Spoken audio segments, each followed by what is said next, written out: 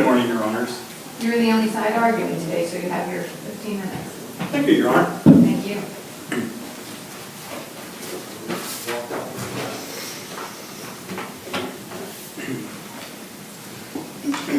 May it please the Court. Your Honors, my name is Jeremy Vallette. I represent the appellant, Dimitry White, in this matter. And Mr. Wright was convicted of a fairly heinous murder, essentially outside of a crack flop house over on Cole Avenue. The importance of this case really comes down, above all else, and I'll focus on really the one issue and just tangentially with the sentence, is the conduct of the prosecutor, specifically in closing arguments. Because in this case, the prosecutor really took a couple steps past what is allowed, especially considering the ethical obligations that they are under. And then when you consider the current environment where we're in, where there are such concerns about conducts of prosecutors and police and the impacts that they have upon convictions, this case kind of highlights where some of those concerns really will have an impact. Almost, and just as background, pretty much every single witness in this case was associated with this flop house. They were prostitutes, they were crack addicts, in fact, both. And except for one witness, every single one of them changed their testimony. Every single one of them could not identify, when they were first questioned by the police, who the shooter was. And in fact, the physical description given of the shooter matched another individual who was supposedly in the house at the time and not the defendant, Dimitry White. The physical descriptions matched a gentleman named Marlon Smith, who was wearing the same clothes as described as the shooter by independent neighbors who had seen this person running away. He matched skin color, he matched height. I think his shoes, in fact, even matched. Everything matched, and it was known that he already had issues with the victim who had done violence to him, and he had done violence to the victim in the past. But then they come to trial, and every single one of these witnesses, after speaking with the prosecutor, and generally speaking with either the prosecutor or the prosecutor's investigator or lead detective, en masse, all these people came in to identify Dimitry White. So obviously there's credibility issues. But then what happens is the prosecutor brought in Bobby Sue McGraw, who is also another prostitute and crack addict. But the police had not talked to her initially. And she came in and said, not only had I seen Dimitry White with the gun, in fact, Dimitry confessed. And then at one point, she even went so far as to say she saw Dimitry with the victim just moments before the murder occurred. But she said Dimitry had told her, I can't believe I did it, I can't believe I did it. Now, and apparently, other discussions before then, she actually said Dimitry had said something along the lines of, I didn't do it, I didn't do like what they're saying. So Bobby Sue McGraw comes in to testify. And what comes out is prior to her testimony, the prosecutor's office had provided her a hotel room for a couple of nights. But that doesn't actually come out in her testimony. She testifies, she identifies Dimitry. And then the defense counsel finds another prostitute, Noreen Grant, who's friends with Bobby, who comes in and says, yeah, before she testified, they were giving her a hotel room. After she testified, they took her, the prosecutor's investigator, who was in the courtroom at one point, took her away from the courthouse after she's done, took her to a crack house, gave her money, and then let her go into the crack house. And they were done. And Noreen says they knew what she was doing. They knew that her testimony was not true. Now, why does this matter? Because Bobby Sue McGraw was the only person who definitively put Dimitry near the victim just before the incident, put a gun in Dimitri's hand prior to the incident, and who supposedly Dimitry confessed to. And all of this comes up. And why is this important? Because when the prosecutor came for his closing arguments, what he argued about, what he presented to the jury was, we did these good things for her. We gave her a hotel room to protect her because she was under threat. The money that we gave, we didn't give her money. We gave her money for food, not for drugs. But the problem with that is that, and he put in his own opinion about his office's conduct and its motivations. The problem is there's no facts for that. None. Nobody from the prosecutor's office testified. The investigator never testified. No detective or other person testified as to any of this. The testimony was clear from Noreen Grant of this improper conduct. She was crystal clear. And then the prosecutor gets up and he says this. And the importance of that is this case, above all else, hinges on Bobby Sue McGraw's credibility.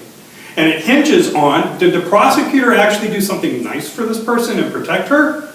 Or was the prosecutor buying this testimony? And I know as a former prosecutor, it's not easy to stand up and say there's something that doesn't smell right. But the reality of it is that the testimony was clear that there wasn't something right. And if the prosecutor wanted to argue otherwise, wanted to present to the jury and use his status in the community, I'm here to protect this woman, I'm your representative in protecting your interest as a society, the prosecutor is under a duty, if he wants to argue those facts, to put somebody up to actually give a basis for it. The Smith case from the Supreme Court specifically states that when a prosecutor gets into this realm of personal opinion, goes beyond the facts, just some general instruction, general objection is not enough. You have to give a specific instruction informing the jury, this is not right. You must disregard these comments. They're out of bounds. Now, the defense counsel did as this particular trial court allows them to do. He objected. The judge wants a short objection, you give your short objection, and that's that. But the law is clear that just a short objection, under these circumstances, there has to be a specific curative instruction, and there was never one given. And it even goes, and to even highlight how all this goes even beyond that, the prosecutor even said regarding the defense counsel getting to argue about another witness, one of the ones who had changed his testimony, that the defense counsel would get up to argue that this person couldn't be believed. The prosecutors point blank said, I don't like that. Not, they're going to argue to you that they don't like what he says. Not, oh, here's what I bet they're going to tell you. He got up and said, they're going to be able to argue to you to not believe this person. I don't like that. Now, defense counsel, for whatever reason, didn't object to this, so it's essentially plain error. Just like with the prior, with Noreen Grant and Bobby Sue McGraw, the prosecutor's arguments, they didn't specifically ask for an instruction.